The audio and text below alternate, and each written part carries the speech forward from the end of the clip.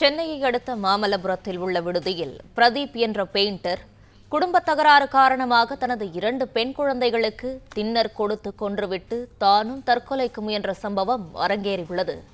இதுகுறித்தான முழு விவரங்களோடு இணைகிறார் செய்தியாளர் குருநாதன். குருநாதன், வணக்கம். விவரங்களை பகிரலாம். சென்னை கொளத்தூர் அடுத்த திருவள்ளூர் பகுதியைச் சேர்ந்தவர் பிரதீப் பெயிண்டராக வேலை செய்து வருகிறார். இவரது மனைவி பெயர் பிரீத்தி.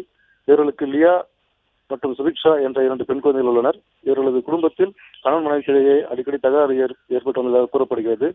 மேலும் பிரீத்திக்கு அதே பகுதியைச் சேர்ந்த ஒருவருடன் பலத்தொடர்பு இருந்ததாக கூறப்படும் நிலையில் இதனால் பிரதீப் தனது மனைவியை கண்டித்துள்ளார். இந்நிலையில் மனைவியின் போக்கு சரியில்லாததால் மனமுடைந்த பிரதீப் தனது குழந்தைகள் லியா சுபிக்ஷாவுடன் மாமல்லபுரம் வந்தார்.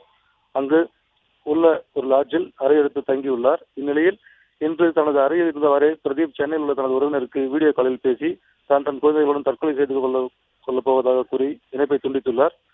பிறகு தானுடன் கொண்டு வந்த டின்னரை 2 குழந்தைகளுக்கு கொடுத்து கொன்று தானும் குடித்துள்ளார். பிறகு சென்னையில் உள்ள உறவினர்கள் அவர் தங்கிய அறைக்கு போலீசாருடன் சென்று பார்த்தபோது டின்னர் கொடுக்கப்பட்ட 2 குழந்தைகள் இறந்து கிடந்தனர்.